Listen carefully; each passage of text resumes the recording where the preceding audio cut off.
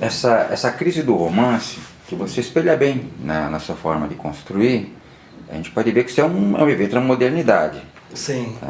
Então, a gente começa a ver, parece que depois de Madame Bovary, a questão da fragmentação, da estrutura, da forma de se apresentar, a não linearidade da leitura, da forma de ler começo, meio e fim, parece que tomou conta da forma de escrever. Você acha que isso daí é também um reflexo de como o homem está se Olha, eu posso te dar entendendo? duas respostas a respeito. Eu vou dar uma resposta, digamos, mais... uma resposta mais imediata e uma resposta menos imediata. A resposta imediata para mim, e que eu gosto de pensar sobre isso, o romance, ele nasce de uma necessidade do capitalismo, né?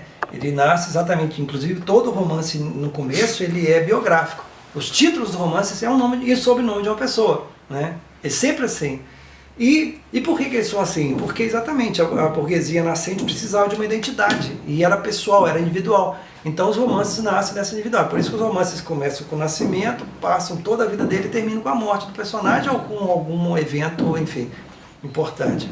E como o capitalismo do século XIX para XVIII, XIX, XX mudou, evidentemente eu acho que a forma de representação do capitalismo também deveria ter mudado, né?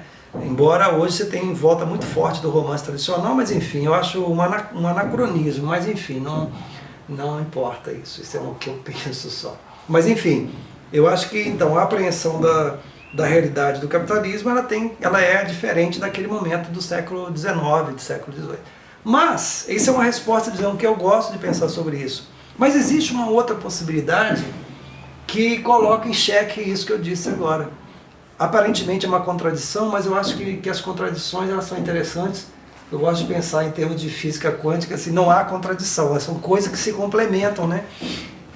Que é o seguinte, se você for ler a poesia, ou se for ler uma peça de teatro, do teatro grego clássico, ou um poema da Grécia clássica, ou for pegar alguns poemas da Idade Média e tal, você vai ver lá colocadas questões que são absolutamente contemporâneas. Por exemplo, a questão da educação dos jovens. Os jovens sempre estão colocados num momento de rebeldia contra os mais velhos, não respeitam os mais velhos. O lugar que o homem ocupa na sociedade é sempre um homem em crise em relação à sociedade. Isso, digamos, de maneira geral, mas você pega no próprio romance, eu acho que o romance é inaugurado com Dom Quixote, e o que você vê lá? Toda a teoria do pós-modernismo, para mim, é uma grande falácia, porque tudo que o pós-modernismo diz que é digamos assim, uma característica do pós-modernismo já está presente no Dom Quixote. Por exemplo, a intertextualidade. O Dom Quixote, em determinado momento, ele está sentado numa taverna e ele ouve duas pessoas conversando sobre o romance Dom Quixote.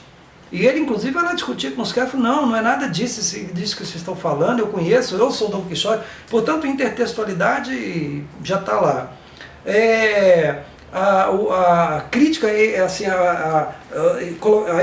intergêneros, colocar gêneros misturados. Por exemplo, lá no Dom Quixote tem uma grande crítica literária fantástica, que é o momento em que o cura e o compadre, eles estão dentro da biblioteca do Dom Quixote e eles vão analisando os livros. Isso. Eles vão fazendo crítica literária dos livros. Então, assim, pós-modernidade, o Dom Quixote já era pós-moderno. Sim, linguagem moderníssima. Ele está, inclusive, por exemplo, ele está fazendo paródia, que é outra característica da pós-modernidade, ele é a paródia dos romances de cavalaria.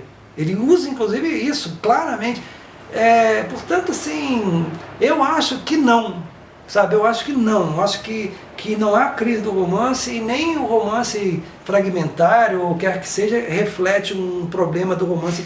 Eu acho que ele sempre existiu. Você pega, por exemplo, o Tristan Shandy do Lawrence Stern, o próprio livro chamado Viagem Sentimental à França e à Itália, também do Stern, que é do século XVIII, e é um romance, já está lá todo o questionamento Um romance que começa, o Viagem Sentimental à França e à Itália é genial, porque ele começa com uma vírgula, que a Clarice Lispector depois vai começar, e todo mundo achou aquilo, eu também acho, genial, mas ela não é a primeira a fazer aquilo.